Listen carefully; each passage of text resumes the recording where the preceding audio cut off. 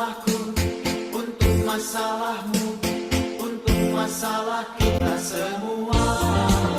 Haleluya, Shalom. Puji Tuhan, hari ini kita kembali untuk bersama-sama mendengarkan firman Tuhan. Ya. Nah, pada kesempatan hari ini saya ingin sampaikan kepada saudara-saudara sekalian satu tema tentang waspada, ya, waspada adanya cobaan. Waspada itu hati-hati. Waspada itu ya sama dengan sadar, ya. Nah, waspada adanya cobaan. Cobaan ini adalah sesuatu hal yang membuat seseorang yang dicobai itu pasti akan mengalami sesuatu yang tidak menyenangkan. Nah, itulah sebabnya pada kesempatan pagi hari ini saya ingin sampaikan dengan satu topik, satu bahasan waspada adanya cobaan. Haleluya. Nah, kita baca dulu ayatnya ya untuk kesempatan pagi hari ini di dalam 1 Korintus pasal yang ke-10 ayatnya yang ke-12.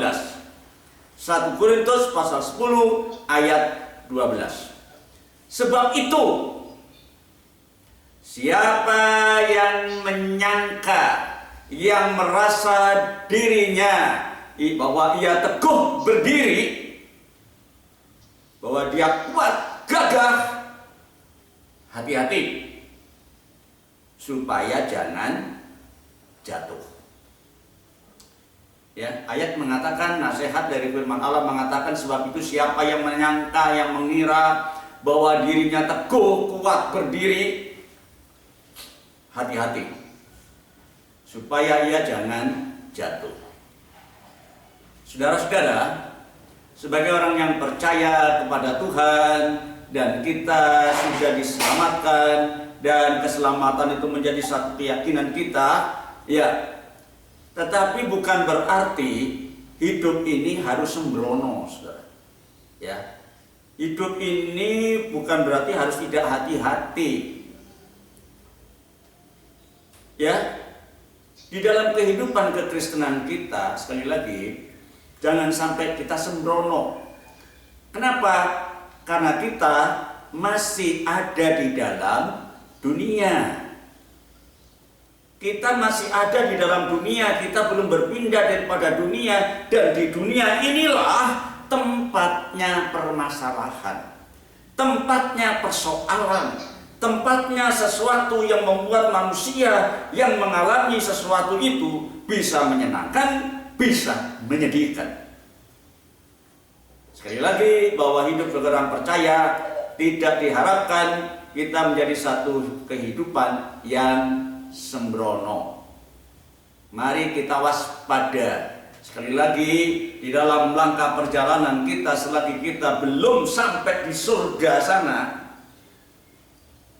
kita masih banyak mengalami tantangan, banyak mengalami rintangan. Contohnya saja bangsa Israel, saudara-saudara, ketika mereka dalam perbudakan di negeri Mesir, mereka menderita, mereka sengsara, ya. Tetapi dengan pertolongan Tuhan mereka dientaskan dari penderitaan. Mereka keluar dari negeri Mesir dan dalam perjalanan menuju ke Kanaan. Tetapi apa yang terjadi di tengah perjalanan? Kegagalan terjadi, persoalan terjadi. Bangsa Israel nggak tahan uji. Di tengah perjalanan banyak cobaan, banyak rintangan, sampai pada akhirnya mereka harus mengalihkan penyembahannya dari Allah kepada yang lain. Saudara, jadi sebab itulah, mari sekali lagi kita masih ada di dunia yang kita nggak tahu kapan kita kembalinya, ya. Kita tinggalkan dunia kan nggak ngerti kapan. Ya, umur yang tua saja kadang-kadang masih bisa bertahan lama, yang muda sudah mendahului pergi. Tetapi sekali lagi, selama kita hidup di dalam dunia ini, mari kita waspada, ya, sadar, saudara, ya, karena adanya pencobaan. Nah, sebenarnya pencobaan itu biasa sih. Ya, pencobaan itu selalu ada dan semua orang bisa mengalami dan pasti mengalami yang namanya cobaan.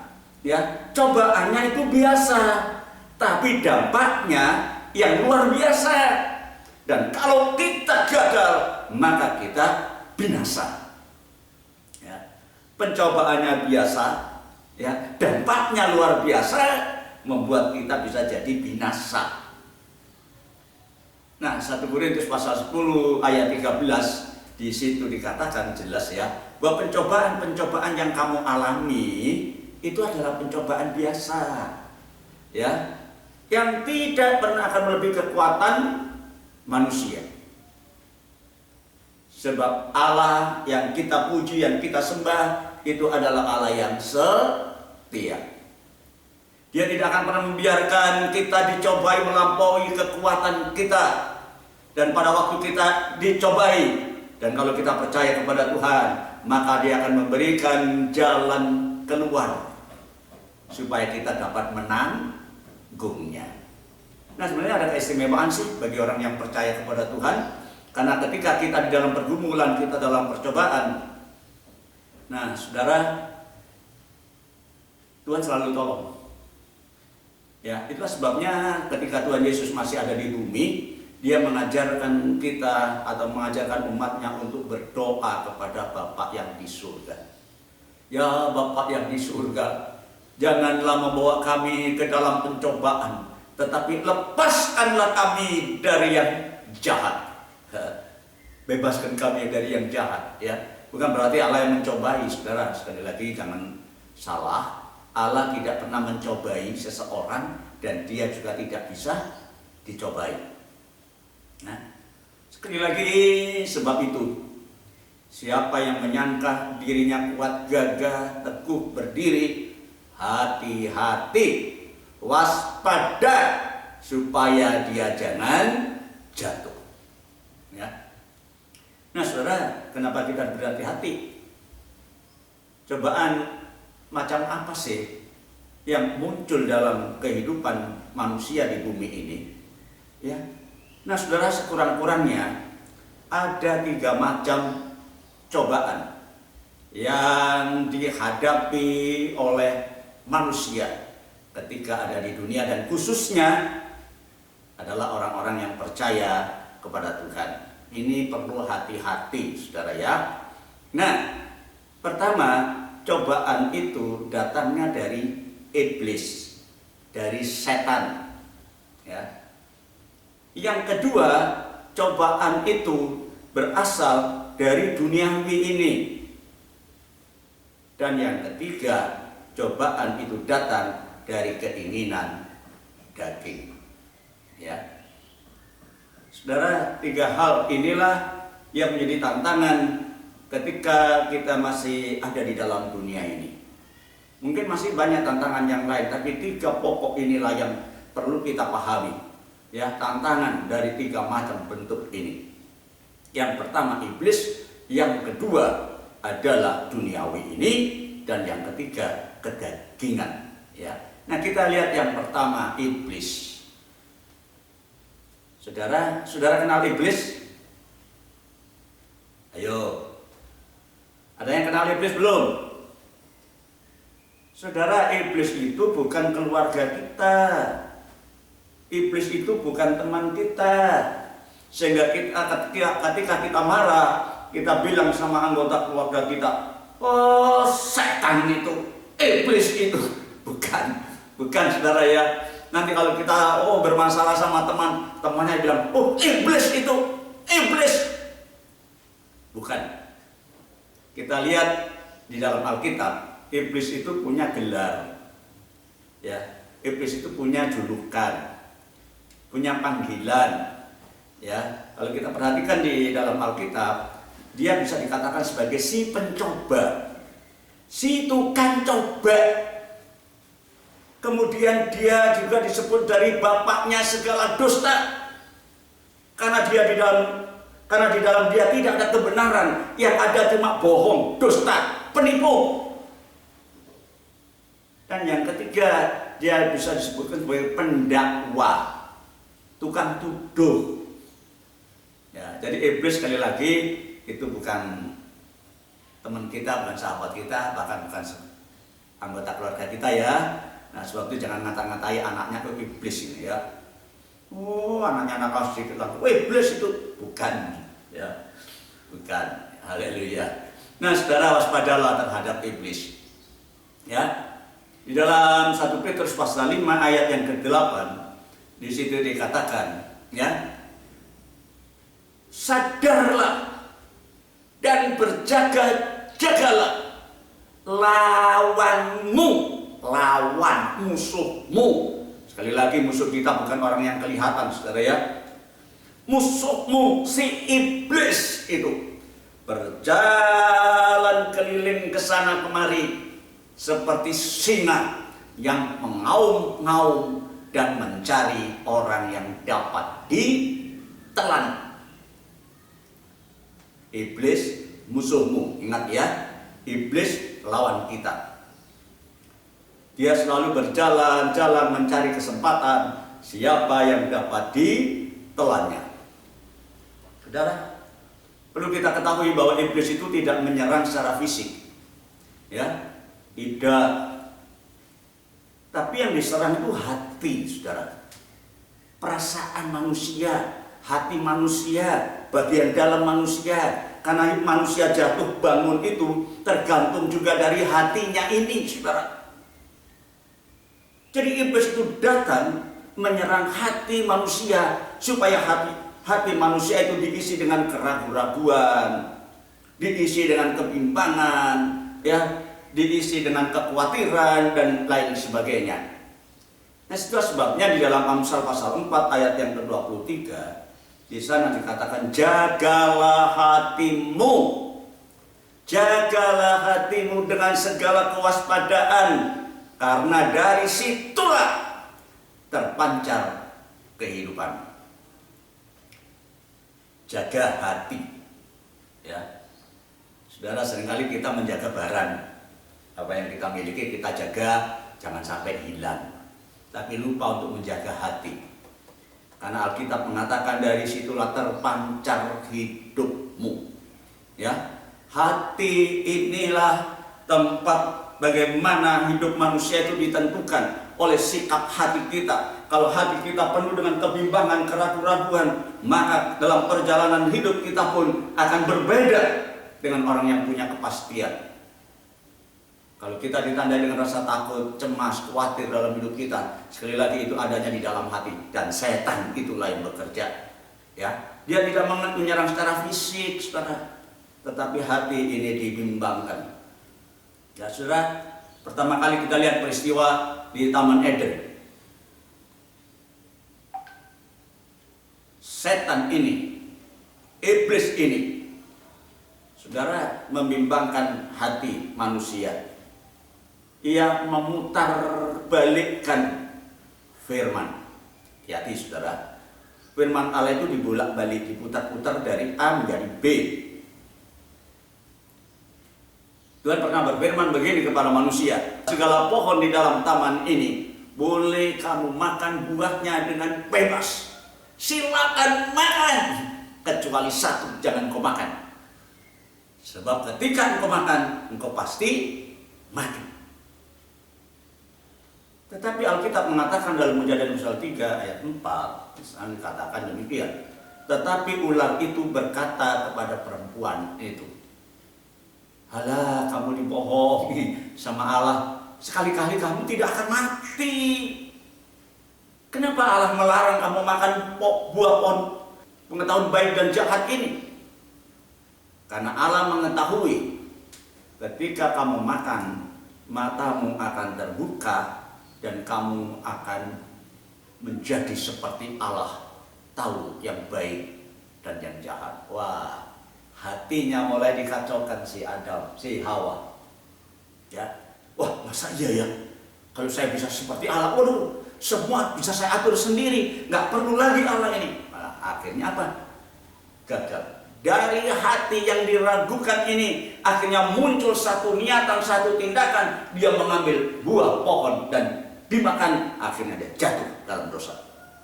Hati yang diserang. Coba kalau pada saat itu si ular si iblis itu datang kemudian menyerang si Hawa, beda lagi ceritanya. Bisa saja Hawa langsung ambil batu dihantam dia. Tetapi enggak. Dia datang mempengaruhi hati. Ya. Dia berkata, "Halo Hawa, selamat pagi. Gimana kabarnya?" Wow, luar biasa. Ya, sehingga dengan demikian terjadilah komunikasi, berbicara, berbincang-bincang tentang firman Allah yang pada ujungnya firman Allah diputar balik. Hawa gagal. Hawa bisa dikalahkan oleh setan, tetapi Tuhan Yesus tidak bisa dikalahkan. Ketika Tuhan Yesus masih ada di muka bumi, iblis membawanya ke bukit. Ya, dibawa oleh malaikat untuk dicobai. Salah satunya pencobaannya, ya, yang pertama sih memang disuruh jadikan batu itu roti untuk dimakan. Tuhan bilang, iblis, firman Allah mengatakan, manusia hidup bukan hanya oleh roti saja, tetapi oleh setiap perkataan yang keluar dari mulut Allah. Dan yang kedua, Tuhan Yesus dibawa naik ke hubungan bait Allah, saudaraku. Ya, kurang ajar sekali. Bait Allah mestinya untuk masuk dan berdoa di dalamnya, tapi si setan ini membawa Tuhan Yesus sampai hubungan bait Allah. Dan kemudian di atas si setan bilang, "Jatuhkan dirimu. Ayo terjun. Pasti kamu akan selamat." Karena Alkitab mengatakan bahwa dia akan menyuruh malaikatnya dan akan menadai kamu supaya kakimu tidak terantuk pada batu. Saudara-saudara, setan itu kurang ajar. Ya, tetapi Yesus beda dengan Hawa. Ya, jika engkau anak Allah, kata si iblis, si setan ini, jatuhkan dirimu ke bawah, sebab tertulis, sebab firman Allah mengatakan mengenai engkau, ia akan memerintahkan malaikat-malaikatnya, ya, untuk menatang, menyanggah engkau di atas tangannya, supaya kakimu jangan terantuk kepada batu. Diputar balik firman Allah itu, karena ayat yang sesungguhnya tidak mengatakan demikian. Ya, ayat yang sesungguhnya mengatakan, jikalau kamu terjatuh, tidak menjatuhkan diri loh ya. Jikalau kamu terjatuh, maka Allah tidak akan pernah membiarkan kita, maka akan disuruh malaikatnya menatang tangannya, yang menatang engkau dengan tangannya, supaya kakimu tidak terantuk pada batu. Tetapi kalau kita sengaja menjatuhkan diri, konyol kita. Nah, iblis datang memutar balik firman Allah. Ya, saudara, firman Allah nggak bisa dibalak-balik. Ya di atas yang dia, tidak di atas yang tidak. Nah, saudara, kalau firman Allah mengatakan, siapa yang percaya dan minum racun, dia tidak akan mati. Minum racun, silakan. Kalau tidak mati, kenapa? Kita sengaja minum racun. Tapi kalau kita tidak sengaja, Tuhan pasti tolong. Haleluya. Jadi setelah kita lihat si setan, si iblis, si jahat itu, memang ada unsur kesengajaan memutar balik kan firman Allah. Hati-hati dengan si iblis. Ya, inilah cobaan yang pertama datangnya dari si iblis. Ya, siapapun dicobainya, tidak hanya memutar balik firman Allah, tapi kalau mungkin firman Allah itu diambilnya, supaya kita tidak memiliki firman, supaya kita, ya, dalam arti firman Allah itu tidak menjadi bagian dalam hidup kita lagi, diambil. Saudara-saudara, sehingga menjadi orang Kristen yang tertutup akan firman Allah, nggak ngerti firman Allah. Walaupun firman Allah sudah disampaikan sedemikian rupa, siapa saja yang menyampaikannya, tetapi dasar hati sudah tertutup, dia tidak akan pernah dapat memahami firman. Firman Allah itu dicomot dalam dari kehidupan kita oleh si iblis, si setan, si jahat.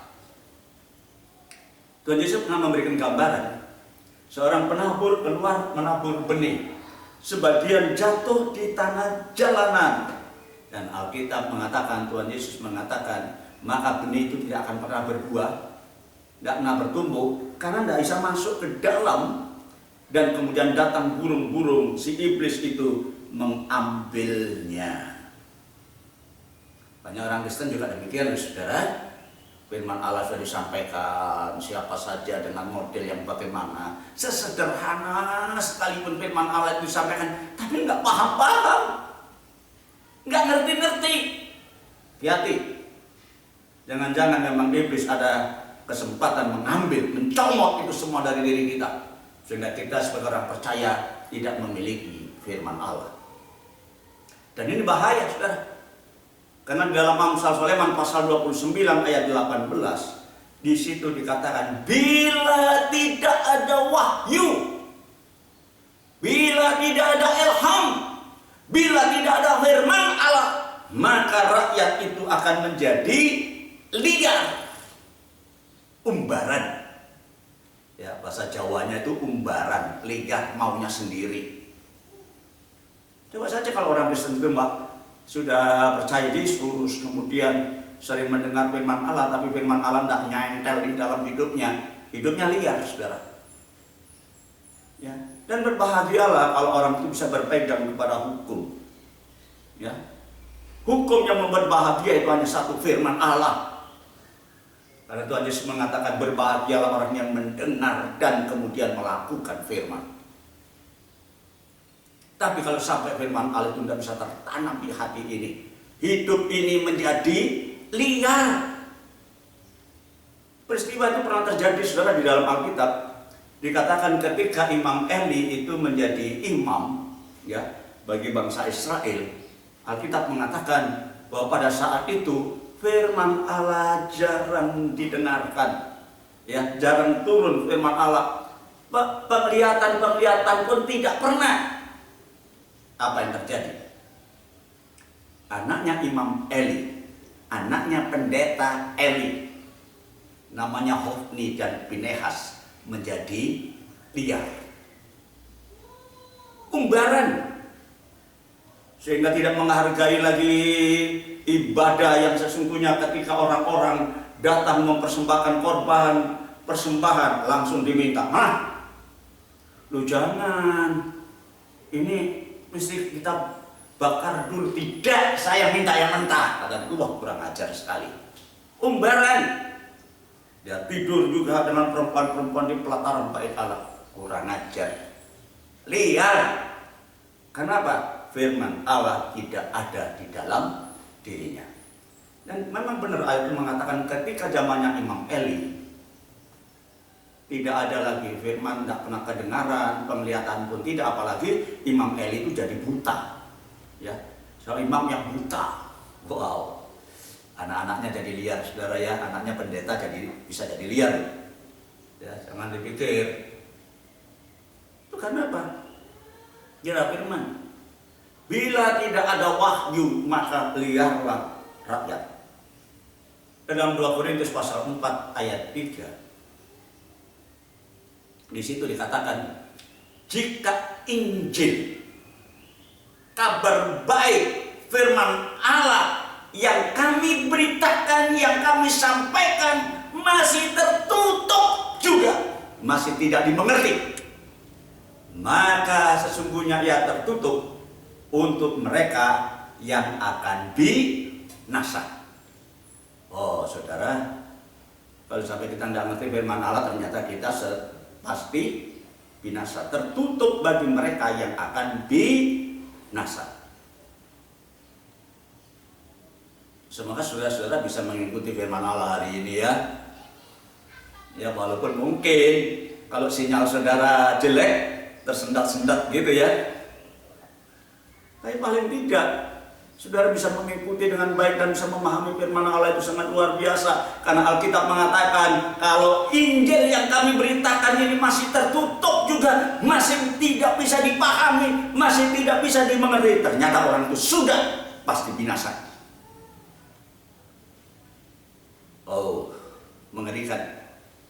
ya, setan si iblis sengaja mencomot, ya. Haleluya. Apa yang kita lakukan saudara sekarang untuk menghadapi si iblis, si pencoba ini? Sekali lagi, iblis harus kita lawan, saudara. Tadi dikatakan iblis musuhmu, iblis lawanmu, berarti kita harus lawan. Dengan cara bagaimana? Bukan dengan kekuatan kita, saudara ya. Kita tidak memiliki kekuatan, tidak bisa kita mengalahkan iblis.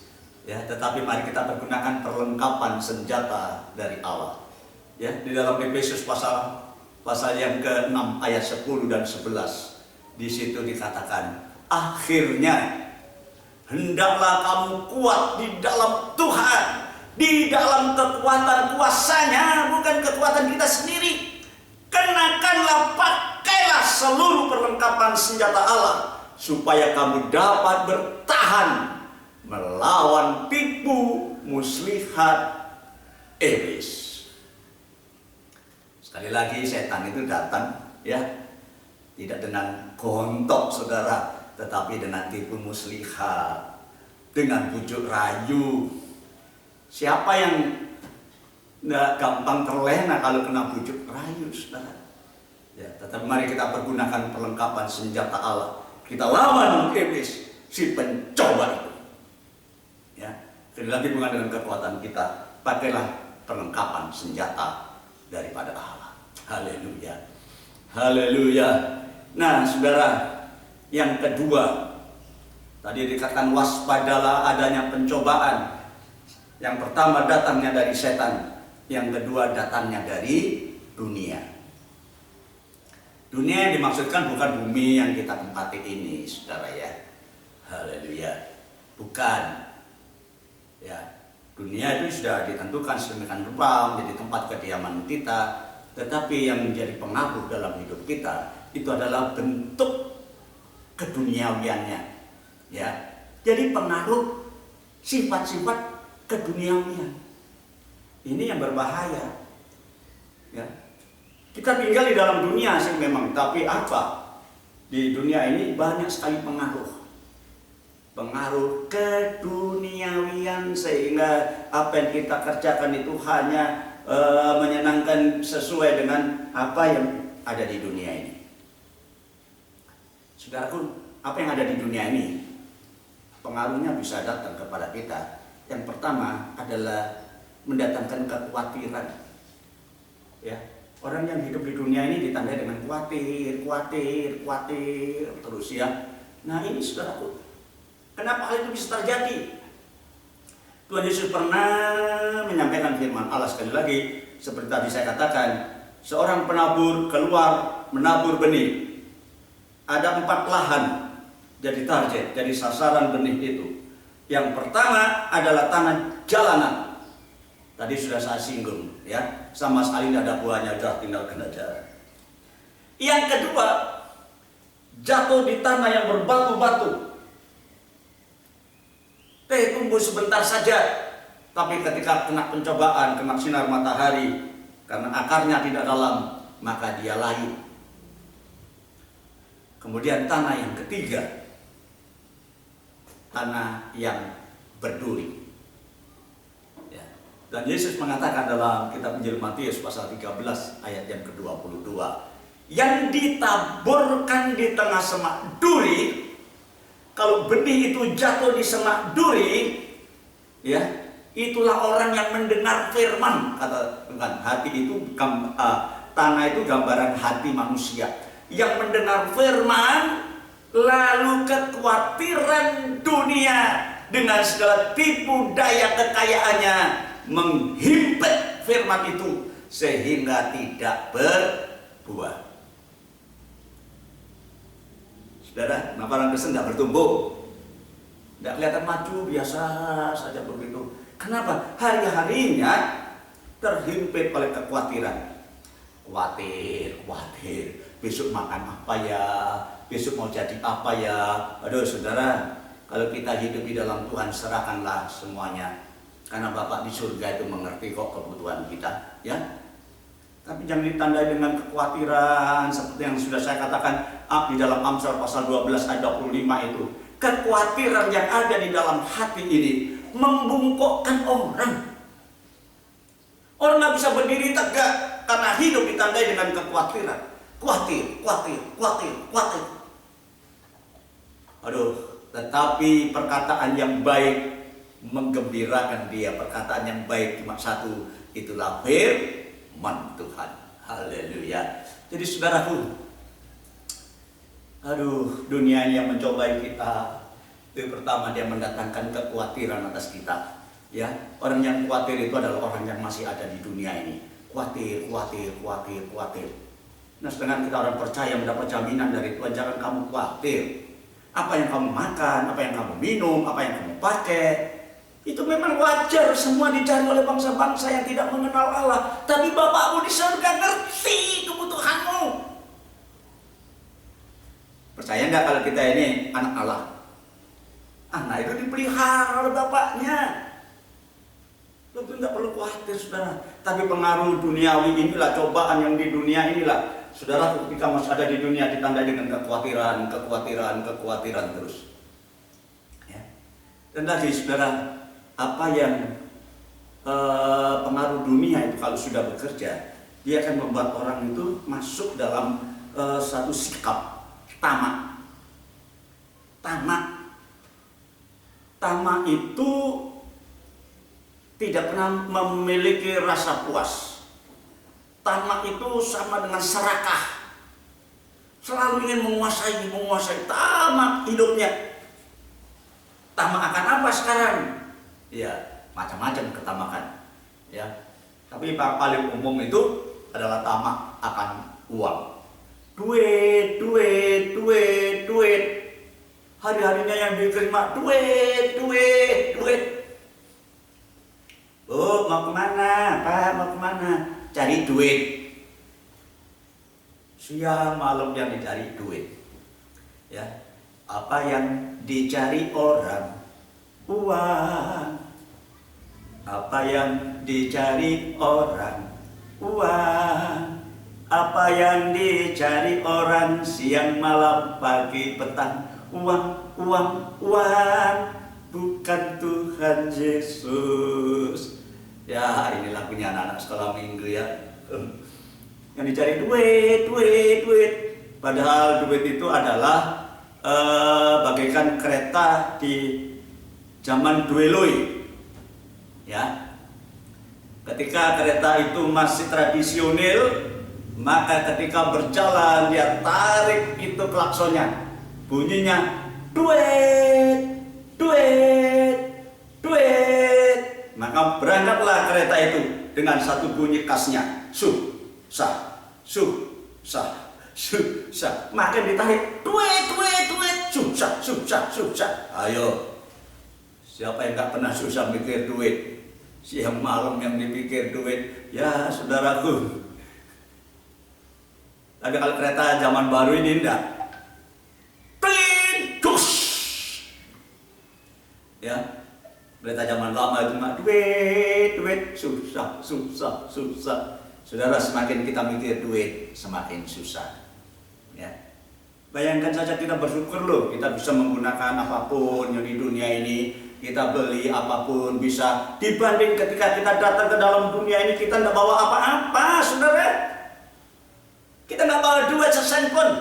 Tapi kalau kita dompet kita ada duitnya, waduh.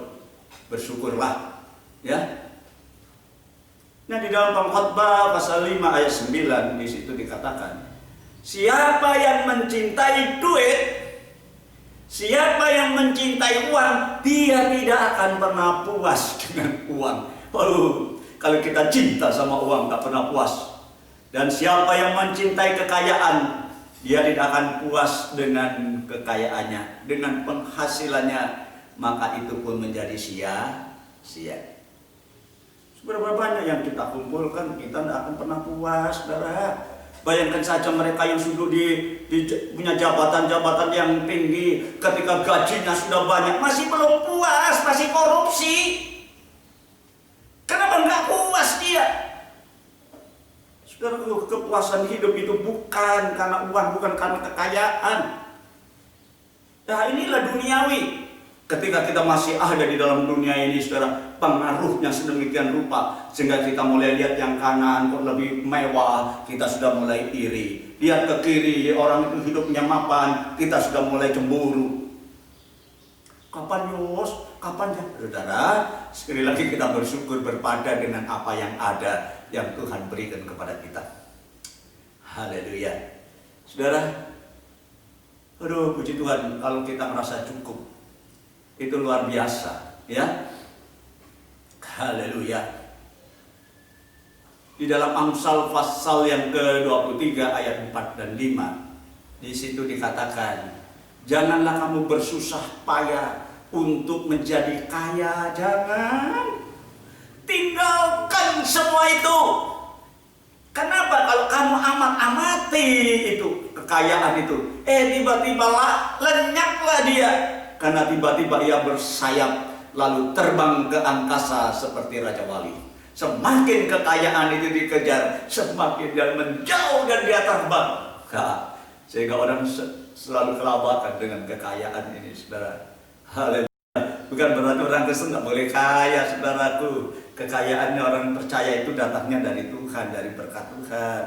Ya, bukan nggak boleh kaya. Ya, karena berkat Tuhanlah yang menjadikan kaya, susah payah tidak bisa menambahnya, kata firman Allah. Ya, berkat Allah yang menjadikan kita kaya. Sekali lagi, susah payah kita tidak akan pernah bisa menambahi. Sebab itu bersyukurlah karena kita percaya kepada Tuhan. Haleluya.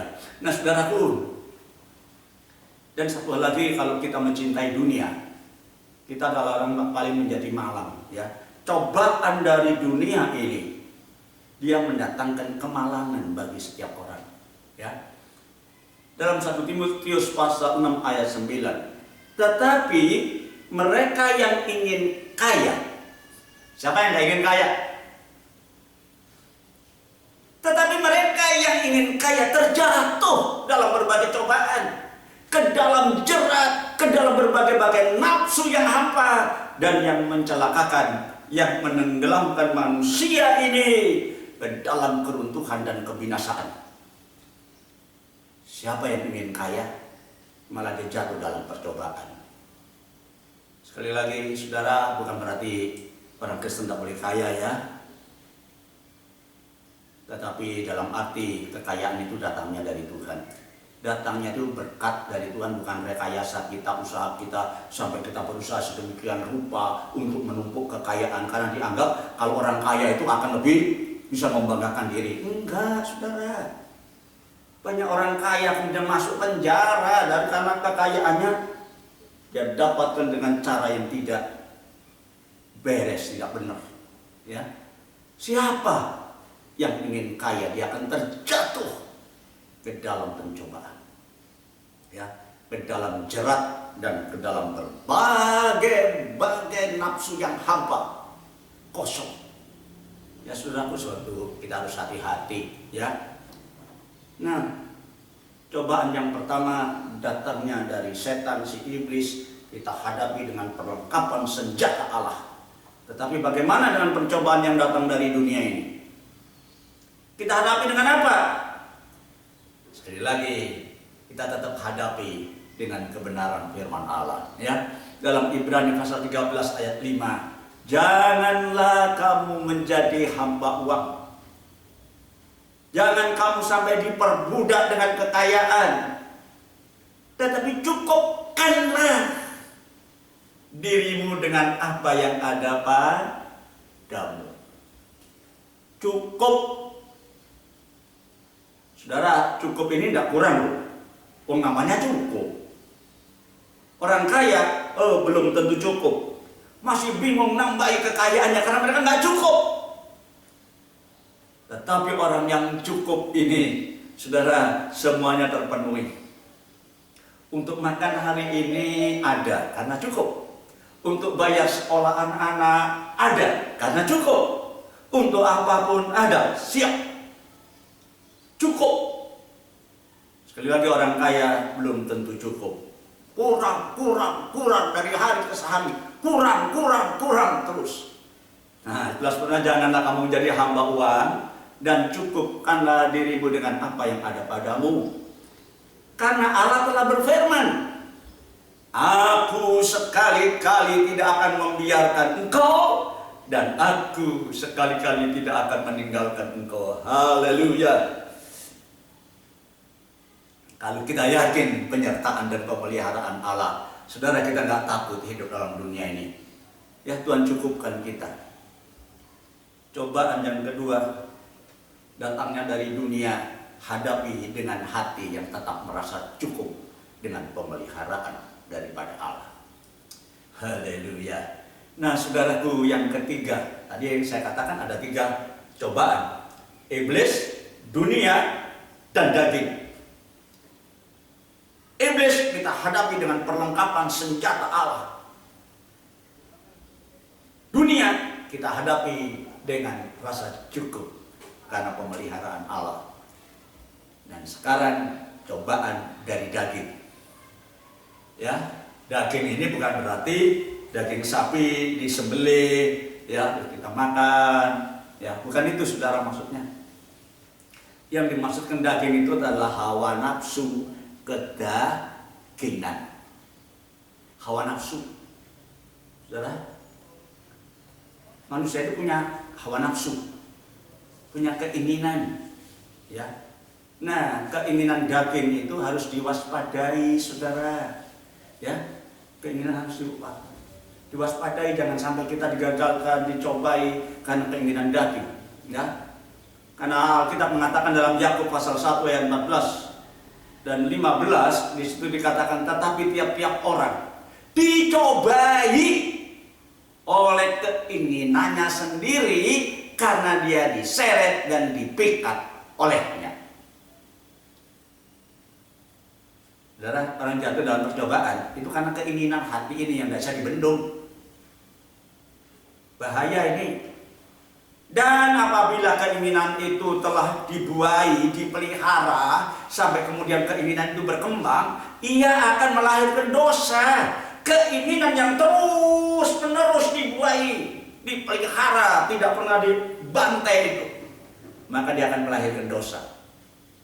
Dan apabila dosa itu sudah matang, nggak segera minta ampun kepada Tuhan, ia melahirkan maut. Oh, saudara, daging ini berbahaya, ya. Tapi manusia biasa sudah melampiaskan keinginan dagingnya, hidup senang-senang menuruti keinginannya, lupa segala-galanya. Dan kalau itu terus-menerus dikembangkan, dibuahi, Alkitab mengatakan dia akan melahirkan dosa. Muncullah dosa yang diperbuat dari keinginan daging ini, dan kemudian kalau itu tidak segera diselesaikan, maka melahirkan maut, mati. Saudara, kenapa? Keinginan daging ini tidak menyenangkan hati Allah, saudara. Keinginan daging ini membuat permusuhan dengan Allah, ya. Dalam Roma pasal 8 ayat 7 dan 8, di situ dikatakan, sebab keinginan daging adalah perseteruan terhadap Allah, permusuhan terhadap Allah. Kenapa? Karena ia tidak mungkin takluk kepada hukum Allah. Dan ini tidak mungkin. Orang yang melampiaskan keinginan daging nggak akan pernah tunduk kepada firman Allah, karena dagingnya pasti terpangkas, keinginannya masih terhalang, maka dia tidak akan pernah tunduk. Ya, mereka yang hidup di dalam daging tidak mungkin berkenan kepada Allah. Aduh, keinginan daging itu menimbulkan bahaya. Sebab itu saudara, sebagai orang percaya, untunglah kalau kita bisa memahami firman Allah bahwa keinginan daging itu berbahaya, itu akan menjadi permusuhan dengan Allah, dan yang paling celaka lagi, keinginan daging itu memisahkan kita dari surga.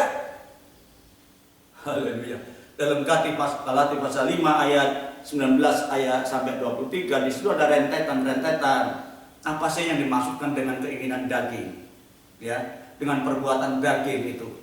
Nah, perbuatan-perbuatan daging itu telah nyata, telah terbukti, yaitu pertama percabulan. ya, kehidupan seks yang tidak terkontrol, ya, kecemaran, hawa nafsu, penyembahan berhala, sihir, perseteruan, perselisihan, iri hati. Ini termasuk hal-hal yang daging ini saudara ya. Amarah. Kalau sudah marah nggak bisa dibendung. Terus hanya memikirkan kepentingan diri sendiri, nggak pernah memikirkan kepentingan yang lain, apalagi memikirkan untuk kemuliaan Tuhan. Nggak pernah terpikirkan perceritaan, roh pemecah. Nah ini saudara, satu hal yang sangat menyakitkan. Kedengkian, kemabukan, pesta pora, dan sebagainya. Banyak sekali kalau kita rinci apa yang dimaksudkan dengan keinginan daging, itu bukan berarti bahwa daging sapi, daging kambing, daging babi yang dipotong kemudian dimasak, dimakan. Bukan itu saudara. Tapi keinginan itu adalah hawa nafsu kita ini yang tidak bisa terbendung, yang selalu kita lampiaskan, dan itu sangat menyakitkan karena Tuhan menjadikan kita musuh dari Tuhan, berseteru, dan satu hal lagi, kita akan terpisah dari surga.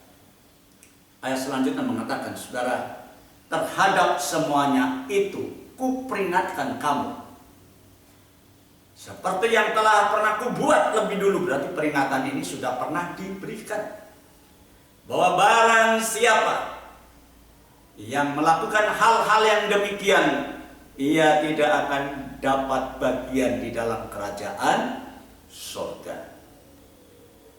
Aduh, percuma saudara, berapa tahun kita jadi orang Kristen, tapi kalau hidup kita tidak berubah, hanya menuruti keinginan daging, jangan harap kita masuk kerajaan surga. Jangankan kerajaan surga di sana, kerajaan surga di dunia ini saja, ya, artinya damai, sejahtera, ya.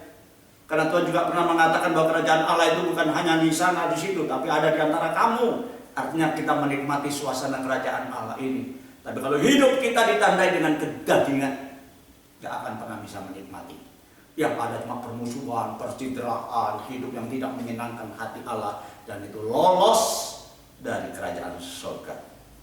Bahaya, ya, haleluya. Nah saudara, bagaimana cara kita mengatasinya? Cobaan ini kita harus menang. Yang pertama, iblis datang sebagai pencoba, kita lawan dengan senjata Allah, kekuatan senjata Allah, perisai iman, berkasutkan, perlengkapan senjata Allah pokoknya dalam Efesus pasal 6. Kalau dunia ini dengan segala kekayaannya yang mendatangkan kekhawatiran, kita lawan dengan memiliki cara hidup yang tetap merasa cukup dalam segala hal. Tapi kalau hawa nafsu daging, kita menghadapi gimana? Nah, saudara,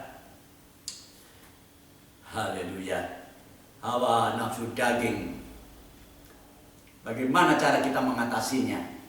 Salibkan daging dengan segala keinginannya. Ya, kita harus menyalibkannya, artinya mematikan. Sekali lagi, bukan dengan kuat kuasa kita, ya. Dalam Galatia pasal 5 ayat 24, barang siapa yang menjadi miliknya Kristus Yesus, ia telah menyalibkan, mematikan daging dengan segala keinginannya, ya, dengan segala hawa nafsu dan keinginannya telah dipangkas, dipotong, disalibkan. Matikan, saudara. Jangan kita pelihara. Jadi kalau kita sadar hidup ini di dunia ini tidak aman sebenarnya, ya. Sementara kita menunggu sampai kita bisa satu saat bisa berkumpul bersama-sama di surga, tetapi kita masih hidup di dalam dunia ini, banyak persoalan terjadi, cobaan-cobaan yang akan menghalangi, merintangi, menggagalkan untuk kita sampai kepada tujuan akhir dari keyakinan, kepercayaan kita kepada Tuhan.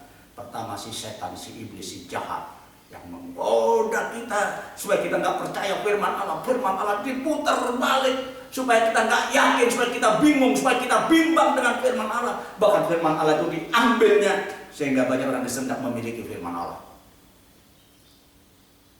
Dunia yang menggoda kita dengan segala kekhawatiran yang terjadi, ketamakan, keserakahan akan dunia ini, padahal dunia ini akan lenyap dengan segala isinya. Dan yang ketiga, keinginan daging. Itu yang muncul dari diri kita sendiri, saudara. Ini yang paling sulit biasanya, ya. Oh, kalau yang dari luar bisa kita hadang, yang dari luar bisa kita hambat, tetapi yang dari dalam diri kita ini yang seringkali tidak bisa dibendung. Ya, manusia hanya ingin memuaskan dirinya dengan segala hal yang sangat ingin menyenangkan hatinya, tapi padahal itu menjadi seteru daripada Allah dan tidak akan pernah mewarisi kerajaan surga. Sebab itu mari kita salibkan. Ya, hidup yang tidak menyenangkan hati Allah ini kita potong, kita pangkas, kita salibkan, sampai suatu saat kita bisa menikmati kemurahan Tuhan yang jauh melampaui segala akal ini. Ya, marilah kita waspada terhadap musuh-musuh kita dengan tetap berharap kepada Tuhan dan tetap berdoa. Saudaraku, tidak ada pertolongan kita kecuali Tuhan. Ya, kita berharap kepada Tuhan, kita berdoa kepada Tuhan, mohon kekuatan dari Tuhan. Aduh, secara kemampuan kita sendiri tak akan pernah mungkin kita bisa melawan cobaan-cobaan. Tetapi saudara, kalau kita waspada, kita tahu jalan keluarnya. Iblis kalahkan dengan kelengkapan daripada senjata Allah. Kalau kuasa daging itu ya, dunia ini, kita lawan dengan kita tetap merasa cukup atas pemeliharaan Tuhan. Dan kalau daging ini, mari kita potong, kita salibkan. Dan saudara dan saya pasti bahagia dalam hal ini. Amin. Puji Tuhan, jangan lewatkan, ya, jangan sia-siakan langkah-langkah yang diberikan oleh Tuhan untuk kita bisa menikmati hidup yang sesungguhnya di dalam Tuhan. Amin. Tuhan memberkati kita pada kesempatan pagi hari ini.